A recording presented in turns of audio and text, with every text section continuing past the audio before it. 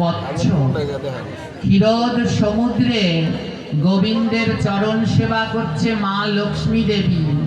কোথা থেকে একটা কচ্ছপ এসেছে। কচ্ছপটা এসে দেখে কি জানেন? গোবিন্দের রাতুল রাঙা চরণ। আর সেই চরণ দেখে কচ্ছপের কি আনন্দ। কচ্ছপের আনন্দ ধরে না। আহা, আজ আমি প্রভুর চরণ পাবো। ওই জলের ভিতরে আরো জলজ প্রাণীরা বলছে, নানা কচ্ছপ, ওই গোবিন্দের চরণ ধরার অধিকার কেবলমাত্র শ্রীমতীর আছে, মা লক্ষ্মীর আছে। তুমিও চরণ ধরতে যেও না। কচ্ছপের মনে বড় কষ্ট লাগলো। না না, গোবিন্দের চরণে মা লক্ষ্মীর একার অধিকার কেন? ও চরণে জগতের সবার অধিকার। কচ্ছপটা কি করলো? লুকিয়ে লুকিয়ে বলছে, যে করেই হোক একবার হলেও আমি ভগবানের চরণটা স্পর্শ করব। ওমা, দেখবেন যখন পাঠ কীর্তনে আসবেন, যারা শুদ্ধ ভক্ত সবাই চায় না তাদের চরণটা একটু হাত দিতে, ধরতে চায় না। ভক্তরা ধরতে দেয়, সব দৌড়ে দৌড়ে পালিয়ে যায়। কিন্তু তারপরেও ভক্তরা আবার চরণ ধরতে বলে। কেন? বলে ওই চরণ ধরলে যে বড় আনন্দ লাগে, মনে হয় যেন সব পাপ ক্ষমা হচ্ছে, দিব্য আনন্দ পাই। বলে ভক্তের চরণ ধরলে যদি এত আনন্দ হয়, তাহলে ভগবানের চরণে না জানি কত আনন্দ লুকিয়ে রয়েছে। আর কচ্ছপটা কি করেছে জানেন তো? কচ্ছপটা চরণটা যেই ধরতে গিয়েছে, কচ্ছপটা যেই চরণ ধরতে গিয়েছে, অমনি মা লক্ষ্মী কচ্ছপটাকে দেখে ফেলল। আর মা লক্ষ্মী হাত দিয়ে খপ করে কচ্ছপের মাথা ধরেছে।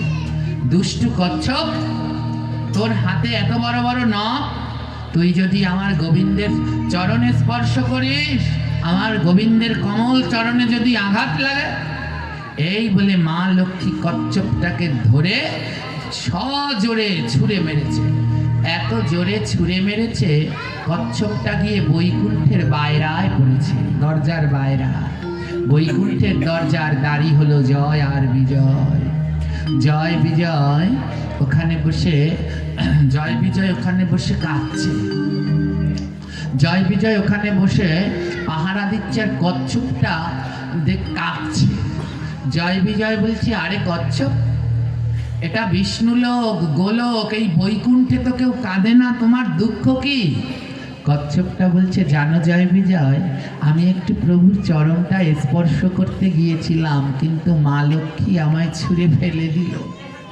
আমি নিচু বলে কি আমার ভগবানের চরণে স্পর্শ করবার অধিকার নেই? আমি নিচু কুলে জন্মগ্রহণ করেছি বলে ভগবানের চরণে স্পর্শ করবার অধিকার নেই? জয় বিজয় বলছে, এটা তোমার ভুল ধারণা করছো। তুমি আমার গোবিন্দকে চেনো না। আমার গোবিন্দের মতো এত দয়াল জগতে কেউ নাই। তুমি যদি ডাকার মতো ডাকতে পারো, গোবিন্দ ঠিক তোমার ডাকে সাড়া দেবে। কচ্ছপ বলে, দেবে তো? হ্যাঁ। তখন কচ্ছপটা কি করলেন জানেন? ওই সমুদ্রের জলের নিচে ডুব দিলেন। সমুদ্রের জলের তলায় ডুব দিয়ে চোখ বন্ধ করলেন। হে গোবিন্দ, আমি প্রতিজ্ঞা করলাম, যতদিন তুমি নিজে এসে আমাকে না ডাকবে, আমি আর চোখ খুলব না। আমি তোমাকে ডাকতেই থাকবো।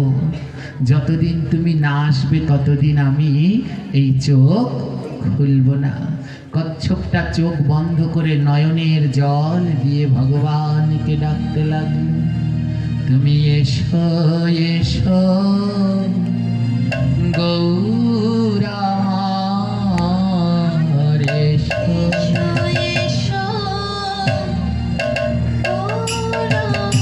তুমি এসো এসো প্রভু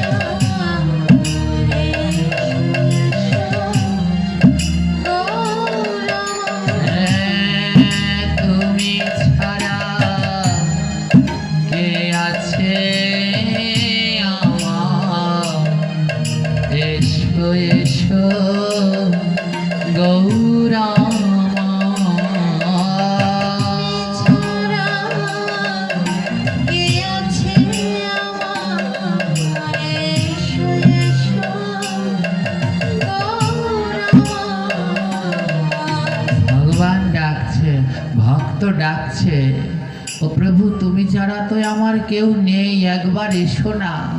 যতদিন তুমি না আসবে ততদিন আমি চোখ খুলব না। কচ্ছপটা দুই নয়নের জল দিয়ে ডাকতে লাগলেন, আর ভক্তের নয়নের জল যে কি শক্তি কল্পনা করতে পারবেন না। কচ্ছপের দুই নয়নের জলে মা লক্ষ্মীর ক্ষীরোদ সমুদ্রের জল বাড়তেই চলেছে, বাড়তেই চলেছে, বাড়তেই চলেছে। মা লক্ষ্মী বুঝতে পারছে না কি ব্যাপার, আমার এই সমুদ্রের জল প্রতিদিন বাড়ছে কেন। বলতে পারেন মায়েরা, জল বাড়ছে, জল কোথা থেকে আসছে? হ্যাঁ, ভক্তের নয়নের জল। ওই যে সমুদ্রের তলদেশে বসে ভক্ত নয়নের জল দিয়ে ডাকছে, ওতে সমুদ্রের জল কেবল বেড়েই চলেছে। এক নয়, দুই নয়, নয় তো শত, 60,000 বছরে ধরে কুর্ম ডাকিল কত। 60,000 বছর ধরে কুর্ম মানে কচ্ছপটা ভগবানকে ডাকতে লাগলো। 60,000 বছর ধরে কিছু খায় না, ঘুমায় না, চোখটা পর্যন্ত খোলে না, শুধু এসো এসো বলে ডাকে। আর দুই নয়নের জল অঝোর ধারায় ঝরে যাচ্ছে। 60,000 বছর ডাকছে। আজ ভক্তের নয়নের জল বাড়তে বাড়তে না ক্ষীরোদ সমুদ্রে বন্যা শুরু হয়েছে, ঢেউ, জলের স্রোত বেড়ে চলেছে। মা লক্ষ্মী বলছে, সর্বনাশ, আমার এই সমুদ্রে এত স্রোত কোথা থেকে আসলো? মা লক্ষ্মী, হ্যাঁ, মা লক্ষ্মীর পিতা নাম জানেন? মা লক্ষ্মীর বাবার নাম কি? হ্যাঁ, খ্যাতি। মা লক্ষ্মীর পিতা সমুদ্রদেব, সমুদ্র থেকে উঠেছিল বলে তিনি সমুদ্র কন্যা। আর এখনো আপনারা পুরীতে গেলে দেখবেন জগন্নাথের শ্বশুর বাড়ি আছে, যেখানে সমুদ্র রাজের মন্দির। সমুদ্র নারী নয়, পুরুষ। এখনো রয়েছে জগন্নাথের শ্বশুর বাড়ি, সমুদ্র রাজার গৃহ। হ্যাঁ, তো মা লক্ষ্মীর দুজন পিতা আমরা শাস্ত্রে পাই, এক হলো সমুদ্র, দুই হলো ভৃগু। ভৃগু বলে তার নাম হলো লক্ষ্মীর আরেক নাম ভার্গবী। ভৃগু হলেন জ্যোতিষ।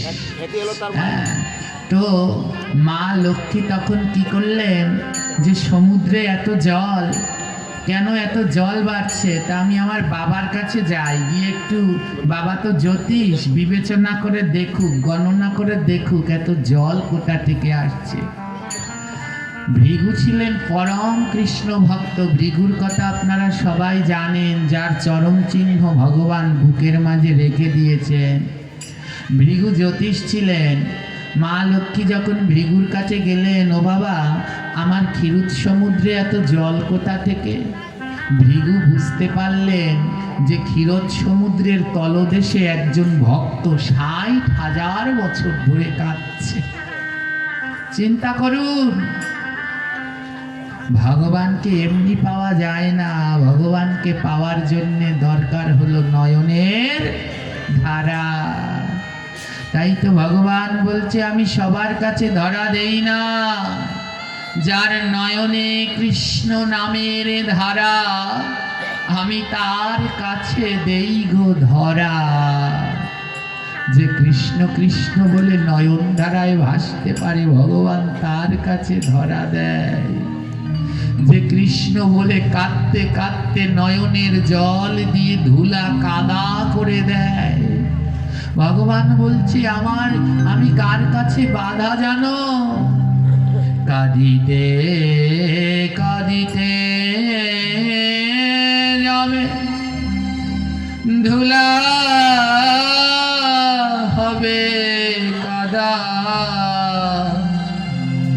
সেই না কাদায় নন্দের বেটা, জন্মে জন্মে বাধা। বলে গোবিন্দকে দড়ি দিয়ে বাঁধা যায় না, তালা শিকল দিয়ে বাঁধা যায় না, মা যশোদা দড়ি দিয়ে বাঁধার চেষ্টা করেছিল, 9 লক্ষ গরুর দড়ি দিয়ে বেঁধেছিল, পেরেছিল? বাঁধতে পেরেছিল? পারেনি। 9 লক্ষ গরুর দড়ি দিয়ে গোপালকে বেঁধেছিল কোথায়? দাম উদর, উদর দেশে গোপালকে বেঁধেছিল। এখানে বড় তত্ত্ব আছে। গোপালকে দড়ি দিয়ে বেঁধেছিল, উদারে বেঁধেছে। উদার মানে পেট। ভজন করতে হলে আগে উদারটাকে বাঁধতে হয়। লোভকে না বাঁধলে, উদার মানে লোভ, লোভকে না বাঁধলে কোনোদিন কৃষ্ণ ভজন করা যায় না। উদারে বাঁধন দিয়া কর রাধার ভজ, না বাঁধিলে উদার তোমার হবে না রাধার ভজ। বলে রাধা রাধা মুখে বললেই হবে? ওই রাধা রাধা বলতে হলে কিছু কর্মও করতে হবে। উদার দেশে বেঁধে তোমার রাধা রানীর ভজন করতে হবে। ব্রহ্ম থেকে নিচে নামে তারে বলে ধারা, ধারায় উল্টে দিলে পরে রাধা নামে পাগলে পারা। ব্রহ্ম মাথা, এই মাথা থেকে নিচের দিকে যে নেমে আসে যে চিন্তা, এর নাম হলো ধারা। বলে এই মাথা থেকে যেসব চিন্তা নামবে যেন এই পেটের উদর পর্যন্ত আসে, উদরের নিচে যেন না যায়, তাহলে এই ভজন শেষ। ওই ধারা নিচ পর্যন্ত উদর পর্যন্ত আসবে, আসলে পরে ওটাকে তোর ভজন করে আবার উপরে উঠাতে হবে। তাই ধারা, ধারাকে ভজন করে উল্টে দাও। ধয়াকারে ধার, অয়াকারে রা, উপর থেকে নামছে ধারা, উল্টে দাও, হয়ে যাবে কি? রয়াকারে রা, ধয়াকারে ধার। আবার পাঠিয়ে দাও মাথায়, তাহলেই তোমার ভজন হবে, নচেত নয়। আজ ভৃগুমুনি বলছে, লক্ষ্মী তুমি নারায়ণের চরণ নিত্য পেয়ে তোমার মনে অহংকার হয়েছে। কচ্ছপ একটা প্রাণী বলে তাকে তুমি ভগবানের চরণ পেতে দেবে না। এই জগতে গোবিন্দের চরণ পাওয়ার সবার অধিকার আছে। ভৃগুমুনি বলছে, মা লক্ষ্মীকে শিক্ষা দেওয়ার জন্য বলছে, লক্ষ্মী আমি জানি না। ভৃগু জানে কেন সমুদ্রে জল বাড়ছে। বলছে আমি জানি না। মা লক্ষ্মী যখন বৈকুণ্ঠে ফিরে গেল, গিয়ে দেখে তার নারায়ণ আর সেই অনন্ত নাগের উপরে নেই। অনন্ত শয্যায় যে শুয়ে আছে, সেই শয্যায় আর নারায়ণ নেই। মা লক্ষ্মী চারদিকে নারায়ণকে খুঁজতে লাগলো, কিন্তু কোথাও খুঁজে পেলেন না। নারায়ণ কোথায় গেছে জানেন? নারায়ণ সমুদ্রের তলায়, যেইখানে 60,000 বছর ধরে কচ্ছপটা কাঁদছে। আমার নারায়ণ গিয়ে দেখে কচ্ছপটার সারা গায়ে শ্যাওলা পড়ে গেছে। 60,000 বছর জলের মধ্যে তো সারা গায়ে শ্যাওলা পড়ে গেছে। নারায়ণ বলছি, এমন ভক্ত কি আমি আর কোথাও পাবো? ভক্ত যেমন আমার সেবা করতে ভালোবাসে, আমিও তো ভক্তের সেবা করতে ভালোবাসি। 60,000 বছর ধরে তুমি আমায় এমন করে ডাকছো ভক্ত, তো তোমায় দর্শন আমি পরে দেব, আগে তোমার সেবাটা করে নে। ভগবান নিজের উত্তরী দিয়ে কচ্ছপটার গায়ের শ্যাওলাগুলো পরিষ্কার করে দেবেন। ভগবান বলে, আজ তোমার গায়ে যে শ্যাওলা পড়েছে আমি নিজের হাতে পরিষ্কার করব। ভগবান মনে মনে বলছে, কোথা থেকে পরিষ্কার করা শুরু করি? সারা গায়ে পড়েছে তো, কোথা থেকে শুরু করব? মাথা থেকে, পিঠ থেকে? ভগবান বলছে, না না, আমি চরণে থেকে শুরু করব।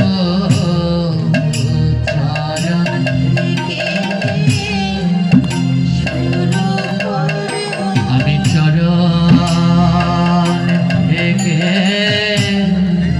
শুরু করব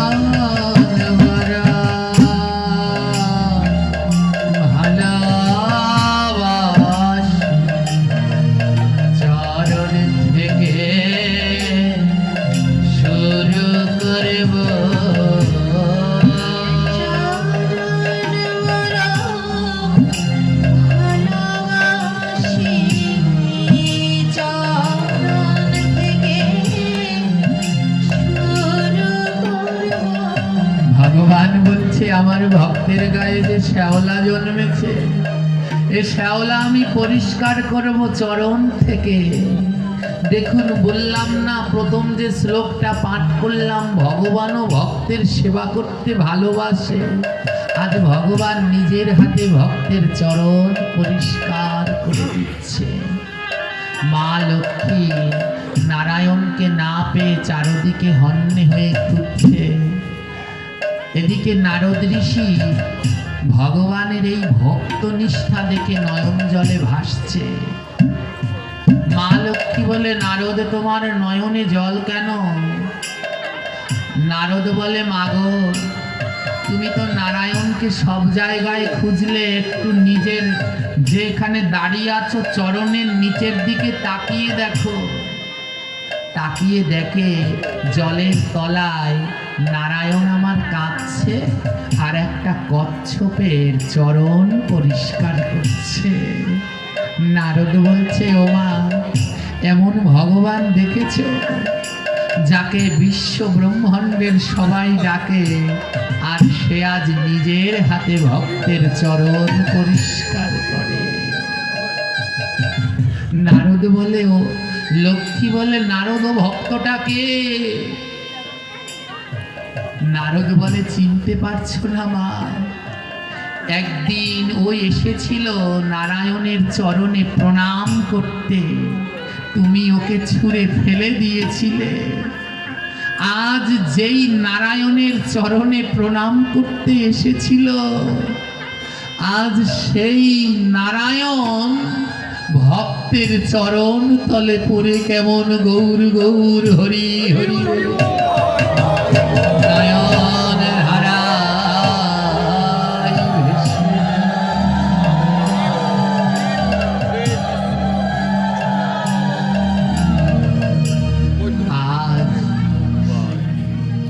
নারদ এবং লক্ষ্মী ও সমুদ্রের তলদেশে গেলেন।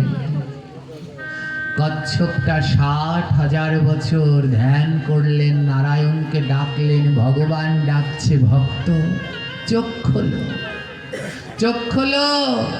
তোমার নয়নের জলে আমার সমুদ্রে এত জল বেড়েছে, শুধু উথাল পাথাল করে, আমি থাকতে পারি না। চোখ খোলো। কচ্ছপটা চোখ খুলে নারায়ণের শ্রীবদন দর্শন করলেন। আহা, আমার প্রভু কত সুন্দর, কত সুন্দর। একবার চরণের দিকে তাকাচ্ছে, একবার বদনের দিকে, একবার চরণের দিকে, একবার বদনের দিকে। কচ্ছপটা বলে, কোনটা বেশি সুন্দর, চরণ না বদন? চরণ না বদন? দেখলেন বদন আর কি সুন্দর, ভগবানের চরণটা এত সুন্দর যা কোনো কিছু দিয়ে তুলনা করা যায় না। ভগবান বললেন, কচ্ছপ তোমার এই ভক্তি দেখে আমি বড় সন্তুষ্ট। তুমি আমার কাছে একটা বর চাও। আজ তুমি আমার কাছে যে বর চাইবে আমি তোমাকে সেই বর দেব। কচ্ছপটা বলে, গোবিন্দ যা চাইব দেবে তো? বলে, হ্যাঁ চাও। বলে, জানো প্রভু, আমি একদিন তোমার চরণে প্রণাম করতে গিয়েছিলাম, মা লক্ষ্মী আমায় ছুঁড়ে ফেলে দিয়েছে, প্রণাম করতে দেয়নি। তাই আমার মনে শুধু একটাই বাসনা, আমি একটা দিন, শুধু একটা দিন তোমার চরণ সেবা করব, বেশি না। আমি যেই দিন তোমার চরণ সেবা করব, সেই দিন এই মা লক্ষ্মী তোমার চরণ ধরতে পারবে না। সে তো আমায় চরণ ধরতে দিল না, সে তো বোঝে না চরণ না ধরতে পারলে কত যন্ত্রণা। শুধু একটা দিনের জন্যে আমায় তোমার চরণ দুটো দেবে। যেই দিন আমায় দেবে সেদিন শুধু আমি তোমার চরণ সেবা করব, আর কেউ পারবে না। ভগবান ভক্তকে আরেকটু পরীক্ষা করে দেখলেন, দেখি তো এই কুর্ম আমার কত বড় ভক্ত। ভগবান বলল, শোনো কুর্ম, দেব বটে, কিন্তু এখন তুমি আমার চরণ পাবে না। এই গোলকে তুমি আমার চরণ পাবে না। বলে কোথায় পাবো? বলে ওই পৃথিবীতে পাবে। ওই পৃথিবীতে 4টা যুগ হবে। ওমা 4 যুগের নাম জানেন কি কি? সত্য, ত্রেতা, দাপর, কলি। হ্যাঁ, সত্য, ত্রেতা, দাপর। কিন্তু আমি যদি বলি সত্য, দাপর, ত্রেতা, কলি, তাহলে কি ভুল হবে? হ্যাঁ, সত্য মানে 1, দাপর মানে 2, ত্রেতা মানে 3, আর কলি মানে 4। এটাই ছিল গ্রন্থে, এটাই ছিল। সত্যের পরে ত্রেতা ছিল না, সত্যের পরে ছিল দাপর, দাপরের পরে ছিল ত্রেতা, আর ত্রেতার পরে ছিল কলি। তাহলে যুগ একটা ঘুরে গেল কেন?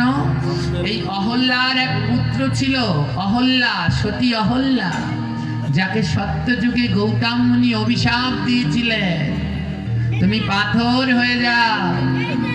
বিনা কারণে অভিশাপ দিল, কোনোই অপরাধ করেনি।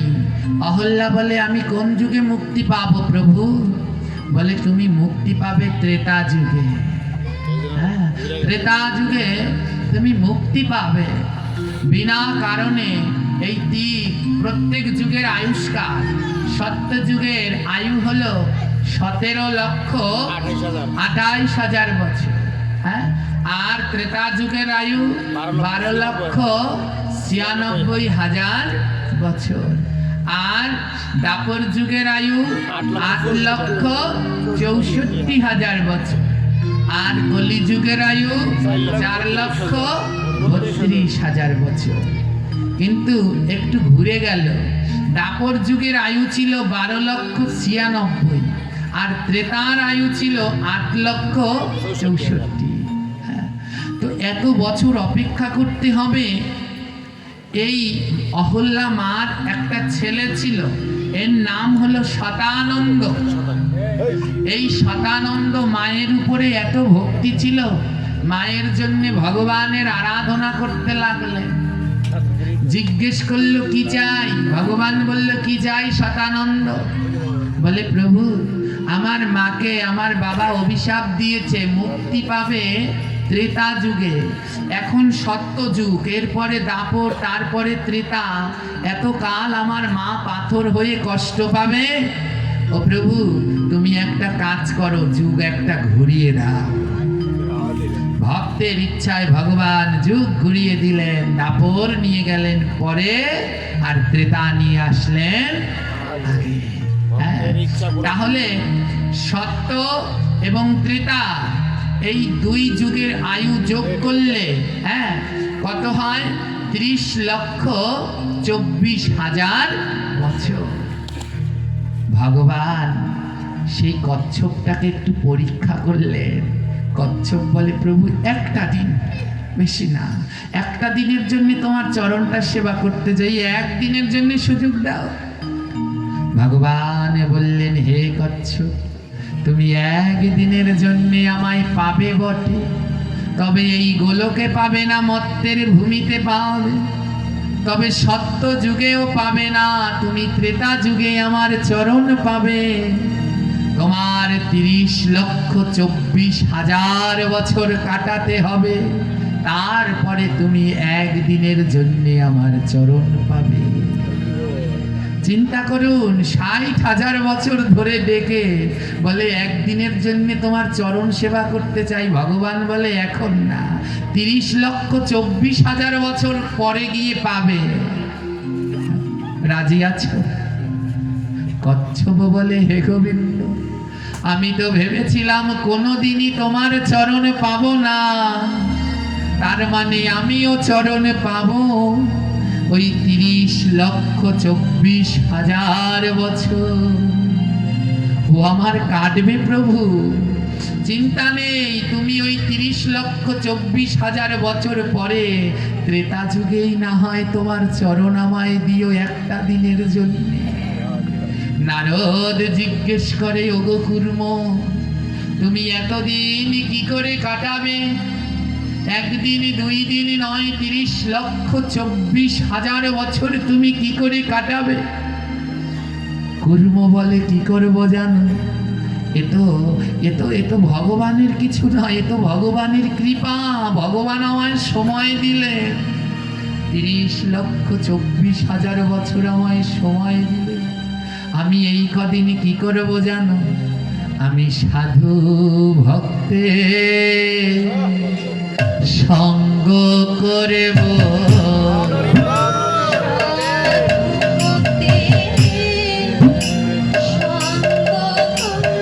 আমি বৈষ্ণব ভক্তে সঙ্গ করব।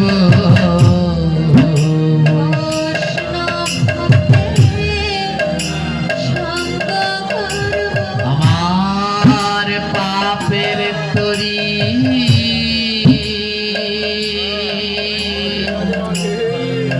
পাপ নামাবো, সাধু ভক্তি সঙ্গ করব। পাপের তরি পাপ নামাবো, সাধু।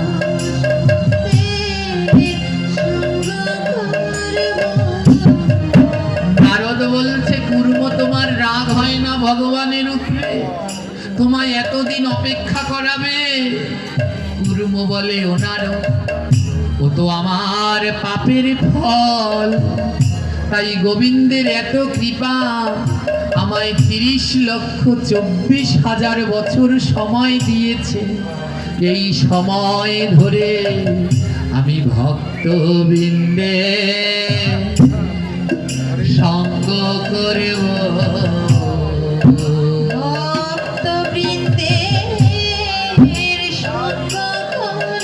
আমি ভক্তের অঙ্গে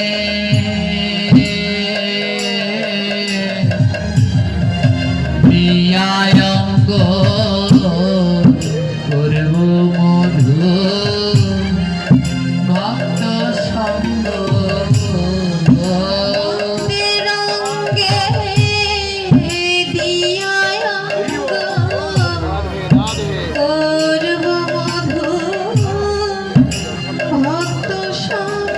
আমি ভক্তের অঙ্গে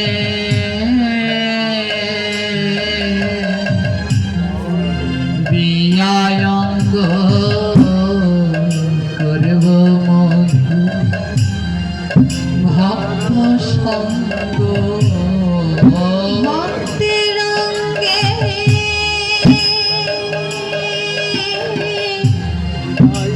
দিয়া অঙ্গ করব মধু ভক্ত সঙ্গ। আমি এমন সঙ্গ কোথায় পাবো? এমন সঙ্গ হরিবল হরিবল। আমি এমন সঙ্গ কোথায় পাবো? এমন সঙ্গ কোথায় পাবো? আমি কাকে ধরে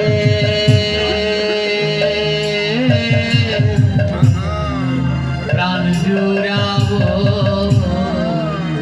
এমন সঙ্গ কোথায় পাবো? ধরে প্রাণ জুড়াবো।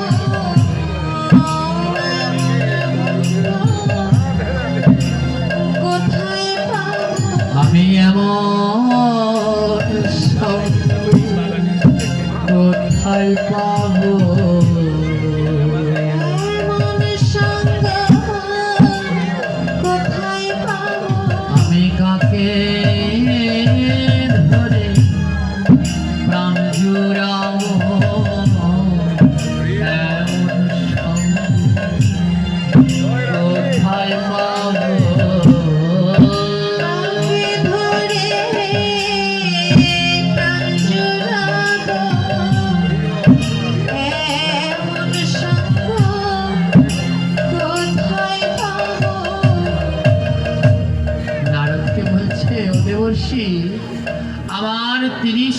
2,24,000 বছর ভক্ত সঙ্গ করতে করতে কেটে যাবে।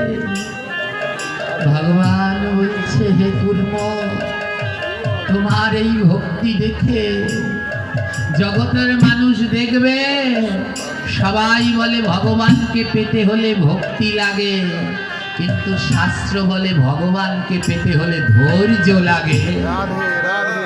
ধৈর্য, আমরা 2 দিনেই ভগবান পেতে চাই, হবে না গো। একটু ডেকেই ভগবান পেতে চাই। কেমন ধৈর্য দেখুন, 30,24,000 বছর ভক্ত সঙ্গ করতে করতে কাটলো।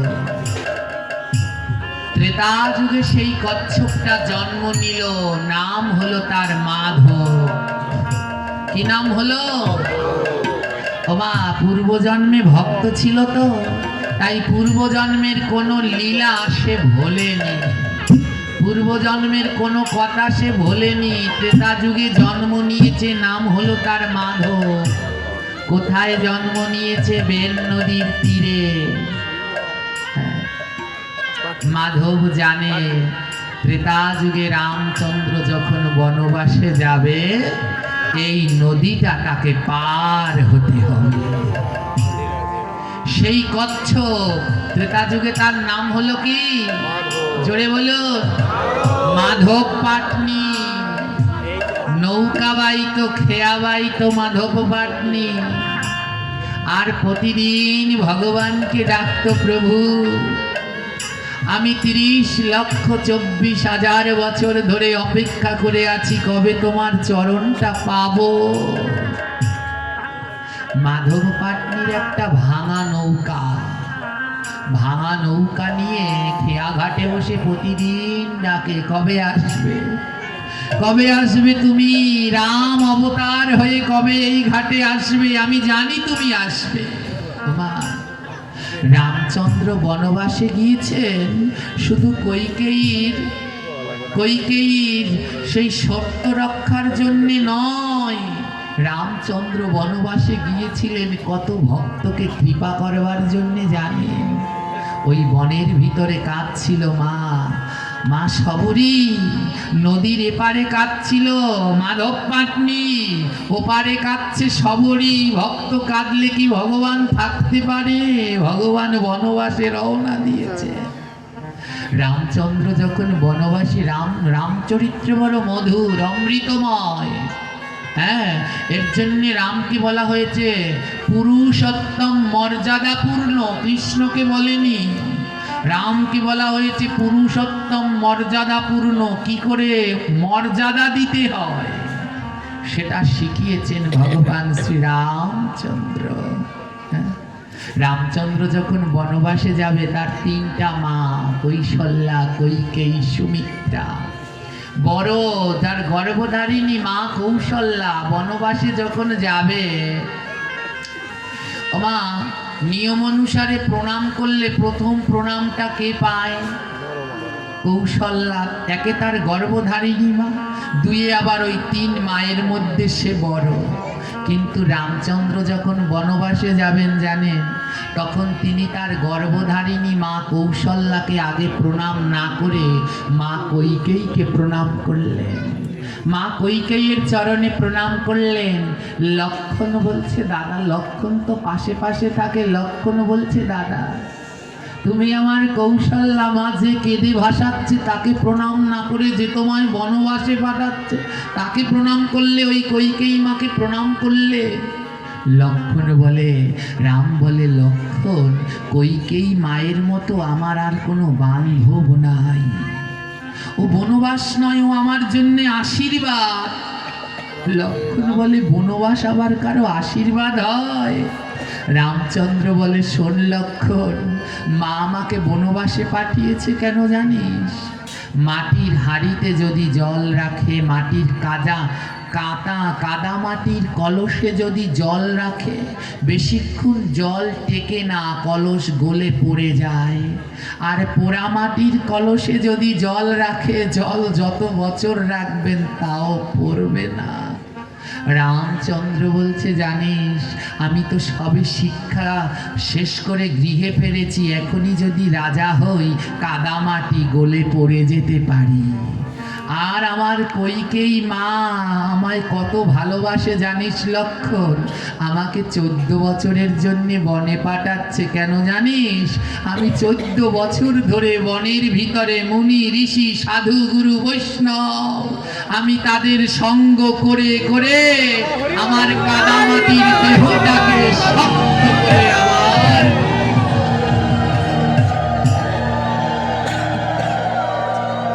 শিক্ষা দেখেছে। তাই যারা ভক্ত তারা কোনোদিন অন্যদের দোষ দেখে না। ভগবান শিখিয়ে দিয়ে গেলেন, কইকেয়ীর দোষ দেখলেন না, বলে আমার মা তো আমায় এমনি বনবাস দেয়নি, আমি যেন শক্ত পাকাপোক্ত হয়ে 14 বছর ধরে সাধু সঙ্গ না করলে এই জগতে পাকাপোক্ত হয় না। যত সাধু সঙ্গ যারা বেশি করবে তারা তত ভজন রাজ্যে পাকাপোক্ত হয়ে যাবে। আজ রামচন্দ্র আমার বনে যাচ্ছে, কে ডাকছে? পারঘাটায় বসে নদীর পাশে বসে কে ডাকছে? মাধব। মাধব। এই মাধবকে পূর্বজন্মের সেই কচ্ছপ, হরি বল, পূর্বজন্মের সেই কচ্ছপ আজ মাধব হয়ে পারঘাটায় বসে ডাকছে। এদিকে কি হয়েছে? ওই যে যারা নৌকা বায়, হ্যাঁ, যারা নৌকা খেয়া বায়, দেখবেন সবার একজন লিডার থাকে না, সর্দার থাকে না, প্রধান থাকে না। অটো চালায় ড্রাইভারদের মধ্যে একজন প্রধান থাকে, বাস চালকের মধ্যে, নৌকা চালকদের মধ্যে প্রধান থাকে। ওই নৌকা চালকদের ভিতরে যিনি প্রধান ছিলেন তিনি ছিল বড় রাম ভক্ত। ওই কিবট বড় রাম ভক্ত ছিল। মাধব পাটনি ওই কিবটের আওতায় প্রতিদিন নৌকা বাইত এবং কিবটের কাছে প্রতিদিন রাম কথা শুনত। রাম কথা পরম মধুর, প্রতিদিন রাম কথা শুনত, কারণ রাম কথা রামের জন্মের আগেই রচনা হয়ে গেছে। কিবটকে নিয়ে একদিন মাধব পাটনি নৌকা পারাপার করছে, নদীতে ঝড় উঠেছে, এমন সময় কিবট ডুবে যাচ্ছিল। মাধব পাটনি তাদের সর্দারের প্রাণ বাঁচিয়েছিল। সর্দার বলছে, মাধব তুই আজ আমার প্রাণ বাঁচালি, আজ তুই আমার কাছে একটা বর চা, যে বর চাইবি তোকে দেব। মন দিয়ে শুনবেন। মাধব পাটনি বলল, হে মাঝি প্রধান, এই বরটা আপনার কাছে পাওনা থাক, যেদিন আমার প্রয়োজন হবে সেই দিন আমি চেয়ে নেব। বলে বেশ। চলে গেলেন। মাধব পাটনি প্রতিদিন ভাঙা নৌকাটা ঘাটে নিয়ে প্রভুকে ডাকে, কোথায় তুমি নারায়ণ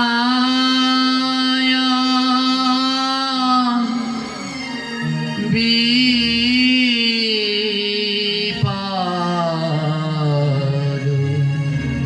ভঞ্জন,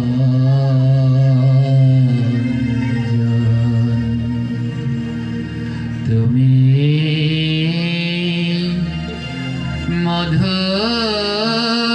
মধুসূদন,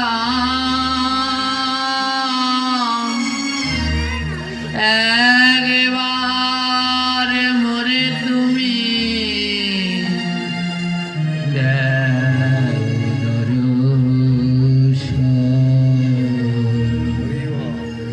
আমার জীবন বেলা বয়ে যাই গো, সঙ্গের সাথী কেহ নাই গো। ও প্রভু, আমার জীবন বেলা দেখো বয়ে যাচ্ছে, আমার সঙ্গের সাথী কেউ নাই, কোথায় কোথায় তুমি আসো না।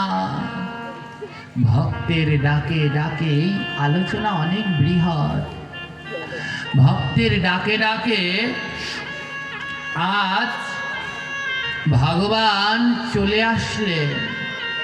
সেই খেয়াঘাটে চলে এসেছেন রাম লক্ষ্মণ সীতা। আর মাঝি প্রধান রাম লক্ষ্মণ সীতাকে দেখে চরণে লুটিয়ে পড়েছে। আহা, আমাদের কত সৌভাগ্য, আজ সেই ভগবান পুরুষোত্তমের দর্শন হলো। মাঝি প্রধান রাম লক্ষ্মণ সীতার সেবা করতে লাগলেন। আর রাম লক্ষ্মণ সীতার কাছে বললেন, হে প্রভু, আপনারা তো এই নদী পার হয়ে ওপারে বনে যাবেন, কিন্তু আমাদের এই মাঝি সমাজের একটা চাওয়া আছে। কি চাওয়া? বলে, প্রভু একটা রাত্র আমাদের গ্রামে একটু বাস করবেন। হে ভগবান, একটা রাত্র আমাদের গ্রামে একটু আপনি বাস করবেন। হ্যাঁ, বাস, ভগবানকে বাস করানো, ভক্তকে বাস করানো বড়ই উত্তম। দেখবেন তাই ভোগারতির ভিতরে একটা পদ আছে, আজি মোরো ঘরে ভিক্ষা, অন্ন জল বাস। 3 ভিক্ষা, অন্ন গ্রহণ করবে, জল গ্রহণ করবে আর বাস করবে, তাহলেই সেবা পরিপূর্ণ হবে, নইলে সেবা পরিপূর্ণ হবে না। বলে, প্রভু আজ আমার ঘরে একটা রাত্র বাস করবে। ভগবান বলল, বেশ, তবে আমরা তো বনবাসী, ঘরের ভিতরে থাকতে পারবো না, ওই গাছতলায় কিছু খড় বিছিয়ে দাও, ওখানে রাত্রটা থেকে যাব। রাম লক্ষ্মণ সীতা কে নিয়ে সারা রাত্র ধরে নাম কীর্তন আনন্দের সাথে মাঝিরা, সব নৌকার মাঝিরা কাটালেন। আর এইদিকে মাধব মাঝি, তার আর আনন্দ ধরে না। এত বছর পরে আমার প্রভু এসেছে, আজ আমার সেই শুভ দিন, আজ আমার সেই শুভ দিন। বর চেয়েছিল কি মনে আছে? একটা দিনের জন্য প্রভু তোমার চরণ সেবা করব, আজ সেই দিন এসে গেছে। মাধব পাটনির বড় আনন্দ, আজ রাত্রটা যদি পার হয়, কালকে সারাটা দিন ধরে আমি প্রভু রামের চরণ সেবা করব।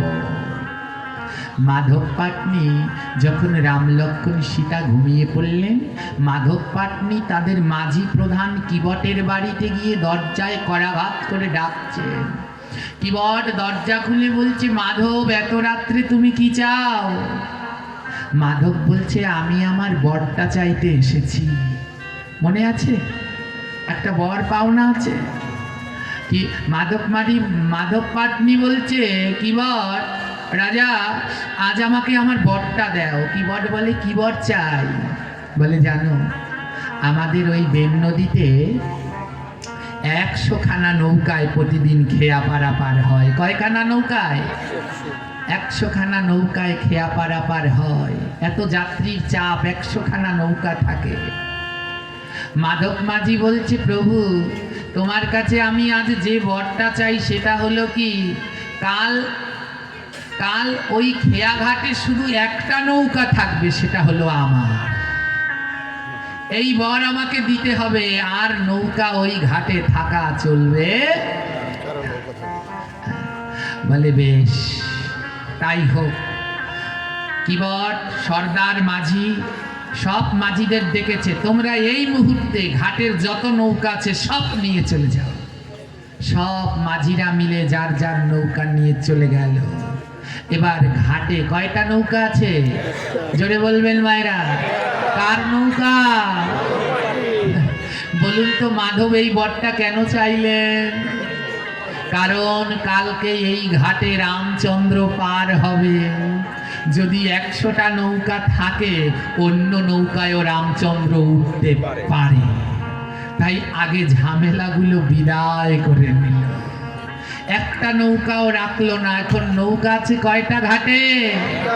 মাধবের সেই ভাঙা নৌকা। মাধব মাঝি বলছে, প্রভু 30,24,000 বছর ধরে ডেকেছি, কালকে আর ওচরণ আমি কাউকে দেব না, কালকে ওচরণ আমি প্রাণ ভরে সেবা করব। তাই ঘাটের সব নৌকা সরিয়ে মাধব পাটনি তার ভাঙা নৌকাটা নিয়ে ঘাটে আজ একা। এইদিকে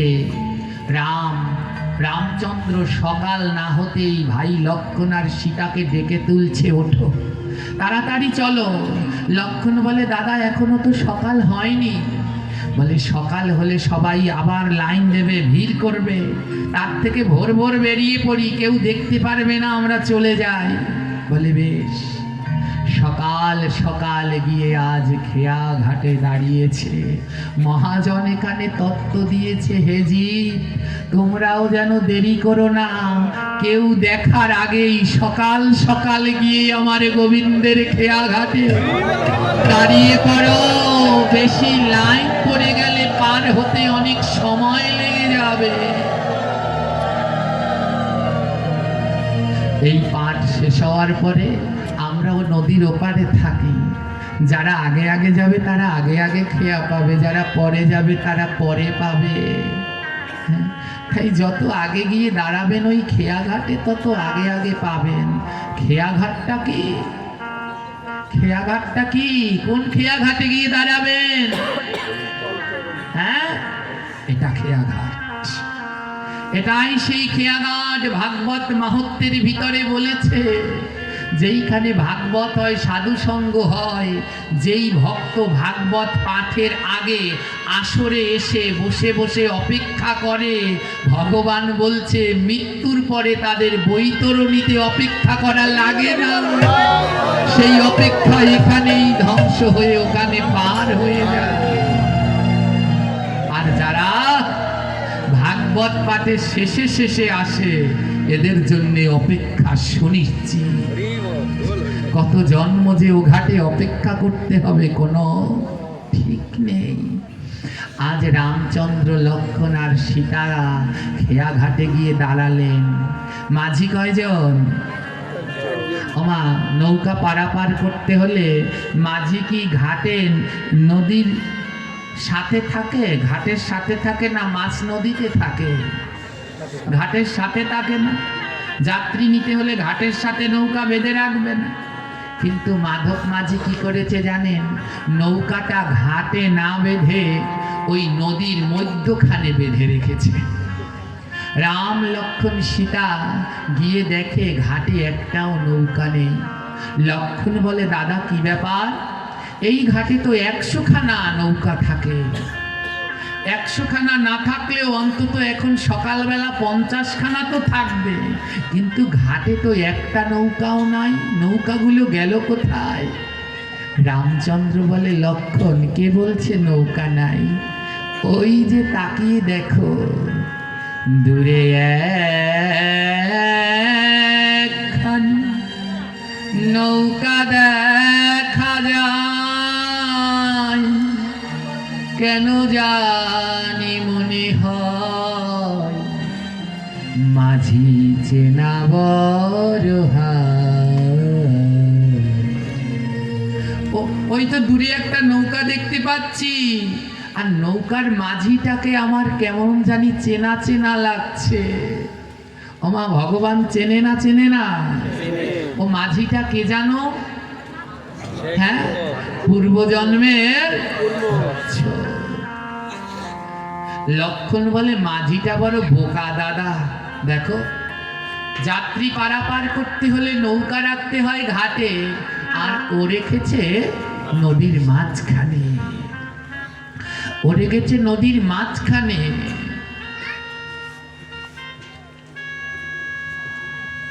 আমি বরং ডাকি। লক্ষ্মণ ডাকতে লাগলে, ও মাঝি, মাঝি তোমার নৌকা নিয়ে ঘাটে আসো, আমরা পার হব। লক্ষ্মণ ডেকেই চলেছে, মাঝি নৌকা নিয়ে ঘাটে আসে না। ও মাঝি, কে পার হবে জানো? কে পার হবে তুমি জানো? এ পুরুষোত্তম মর্যাদাপূর্ণ শ্রীরাম। তোমার নৌকা নিয়ে ঘাটে আসো। লক্ষ্মণ 202 বার ডাকলেন। কত? 202 বার মাঝিকে ডাকলেন, মাঝি সাড়া দিলেন না। মা সীতা বলছে, ভাইয়া লক্ষ্মণ আমি ডাকি। সীতাও ডাক শুরু করলো, মাঝি আসো না, আমরা পার হব, আসো আসো। ডাকতে ডাকতে সীতাও ক্লান্ত হলো, মাঝি এলো না। রামচন্দ্র বলছে, এবার আমি ডাকি। রামচন্দ্র ডাকতে লাগলো, ডাকতে ডাকতে রাম লক্ষ্মণ সীতা তিনজনে ক্লান্ত হয়ে মাটিতে বসে পড়েছে। যেই তিনজনে বসে পড়েছে সেই সময় মাধব মাঝি তার নৌকাটা নিয়ে ঘাটে এসেছে। রাগী লক্ষণ রেগে গিয়ে বলছে, এই মাঝি, আমরা তিনজনে মিলে এতবার ডাকলাম, তুমি শুনতে পাওনি? মাধব মাঝি বলে, হ্যাঁ পেয়েছি। তোমরা প্রত্যেকে 202 বার করে আমায় ডেকেছো, তাহলে তিনজনে কতবার হলো?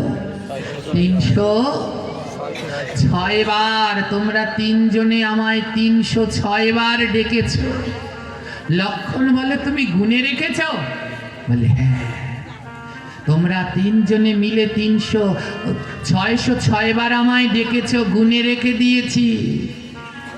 রামচন্দ্র বলে, আমাদের ডাক শুনতে পেলে গুনেও রাখলে, এতবার ডাকলাম, 606 বার ডাকলাম, তাহলে কুলে আসলে না কেন?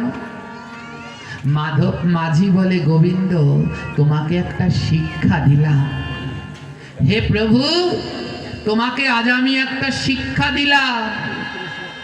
ভগবান বলে, কি শিক্ষা? রামচন্দ্র বলে, কি শিক্ষা? কি শিক্ষা জানো? মাধব মাঝি বলে, তোমার সাথে আমার একটা সম্পর্ক আছে। ভগবান রাম বলে, কি সম্পর্ক? বলে, তুমিও মাঝি আর আমিও মাঝি। আমি এই ঘাটের মাঝি আর তুমি বৈতরণী খেয়া ঘাটের মাঝি। হে প্রভু, তোমরা তিনজনে মিলে 606 বার আমাকে ডেকেছো। আমি সারা দিয়ে নৌকা নিয়ে আসিনি বলে তোমাদের এত কষ্ট। আর জগতের কত জীব কতদিন ধরে তোমায় ডেকে চলেছে, পার করো বলে কত জীব ডাকছে। না জানি তাদের কত কষ্ট হচ্ছে। 606 বার ডাকলে এত যন্ত্রণা। আর যারা তোমার শুদ্ধ ভক্ত, তারা তোমায় ডেকেই চলেছে, কিন্তু তুমি তাদের ডাকে সাড়া দাও না।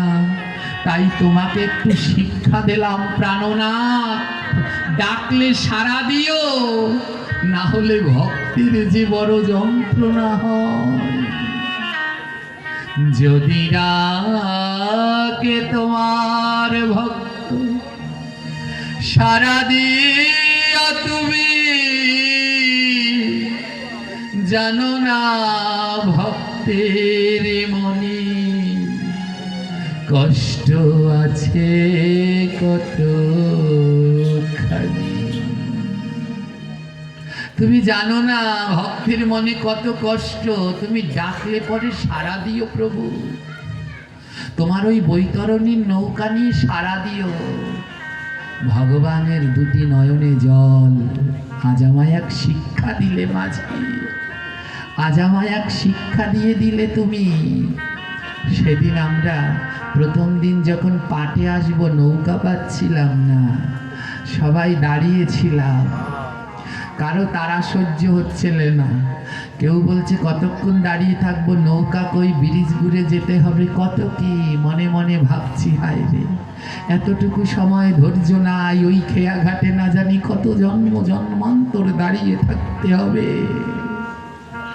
আর নৌকা নিয়ে মাধব মাঝি যখন আসলো, রামচন্দ্র বলল, বেশ, নৌকা নিয়ে যখন এসেছো, তাহলে এবার আমরা নৌকায় উঠি, পার করে দাও। মাধব মাঝি বলে, হে প্রভু, আমি লক্ষণকেও পার করতে পারবো, সীতাকেও পার করতে পারবো, তোমায় পার করতে পারবো না। লক্ষণ বলে, একই কথা, আমার দাদা কি দোষ করেছে, আমার দাদাকে পার করবে না? মাধব মাঝি বলে, তোমার দাদার কোনো দোষ নাই, দোষ হলো তোমার দাদার চরণের ধুলার। তোমার দাদার কোনো দোষ নাই, দোষ হলো তোমার দাদার চরণের ধুলার। লক্ষণ বলে, বুঝলাম না। বুঝলে না? আমি শুনেছি আমাদের ওই মাঝিদের যিনি প্রধান কিবটের মুখে শুনেছি তোমার দাদার চরণের ধুলার এমন গুণ, পাথরের উপরে পা দিয়েছে চরণ ধুলা লেগে ও পাথর নারী হয়ে গেছে, অহল্যা হয়ে গেছে।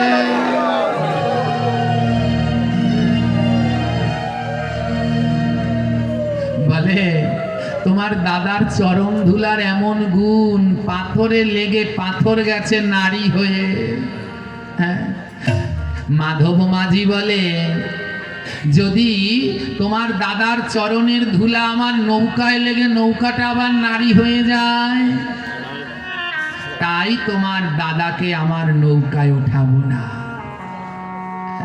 মন দিয়ে শুনবেন, কথা বলবেন না। তোমার দাদাকে নৌকায় ওঠাবো না। লক্ষণ বলে এ কি কথা, ঘাটে তো আর নৌকাও নাই, তাহলে আমার দাদা কি করে পার হবে? মাঝি বলে একটা উপায় আছে লক্ষণ ভাইয়া। বলে কি উপায়? তোমার ওই দাদার চরণ দুটো ধোয়াতে হবে। চরণ দুটো ধোয়ালে ওতে আর ধুলা থাকবে না, আর ধুলা না থাকলে নৌকায় নিতে পারি, কোনো অসুবিধা নেই। লক্ষণ বলে তাহলে চরণটা আমি ধোয়াই দিই এখনই আমার দাদা। বলে না না ও লক্ষণ ভাইয়া, আমি তো মাঝি, আজ তোমার দাদার চরণ দুটো আমি ধোয়াই। বাবা, ওই যে ধুলো লাগলে নৌকা নারী হবে ওটা ছুতো।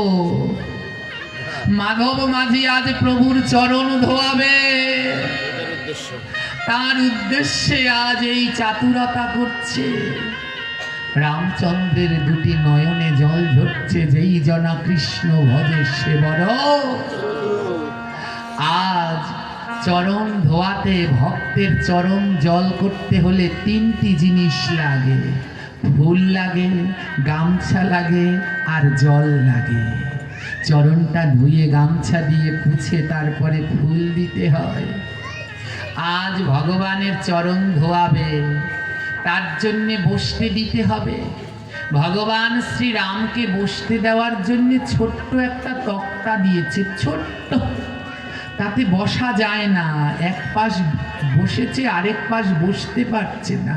ছোট্ট তক্তার উপরে রামচন্দ্রকে বসতে দিয়েছে। রামচন্দ্র ঢুলে ঢুলে একবার এদিকে পড়ছে, আরেকবার এদিকে পড়ছে। মাধব বলে প্রভু ওখানেই একটু কষ্ট করে বসো, তোমার চরণ ধৌত করতে হবে তো, একটু বসতে হবে। রামচন্দ্র ছোট্ট তক্তাটার উপরে বসলেন। চরণ ধৌত করার জন্যে মাধব মাঝি ফুলও আনলেন, গামছাও আনলেন। লক্ষণ পাশ থেকে বলে মাঝি তুমি বড় বোকা, ফুলও আনলে, গামছাও আনলে, চরণ ধোয়ানোর জন্যে আসল জিনিস জলটা আনলে না। জল, আপনারা কথা বলবেন না, চুপ থাকবেন। বলছি ফুলও আনলেন, গামছাও আনলে, কিন্তু আসল জিনিস জলটা আনলে না। মাঝি বলছে, মাধব মাঝি বলছে লক্ষণ ভাইয়া, যদি গঙ্গা থেকে জল এনে আমার প্রভু রামের চরণ ধোয়াই, তাহলে ফল গঙ্গার হবে। যদি পুকুরের জল দিয়ে চরণ ধোয়াই, ও ফল পুকুরের হবে। যদি নদীর জলে চরণ ধোয়াই, তাহলে ও ফল নদীর হবে। যদি সমুদ্রের জলে চরণ ধোয়াই, তাহলে ও ফল সমুদ্রের হবে, আমার তো কিছু হবে না। লক্ষণ বলে বোকা মাঝি, নদী পুকুর সমুদ্রের জল ছাড়া কি কারো চরণ ধোয়ানো যায়? মাধব মাঝি বলে যায় গো দাদা লক্ষণ, 60,000 বছর ধরে জল দিয়ে আমি যদি সমুদ্রের জল বাড়াতে পারি, আজও আমি চরণ ধোয়াতে পারবো। লক্ষণ বলে কি করে তুমি চরণ ধোয়াবে? মাধব মাঝি বলে দেখো আজ আমি কিভাবে চরণ ধোয়াবো জানো? আমি নয়নে জলে চরণ ধোয়াই দে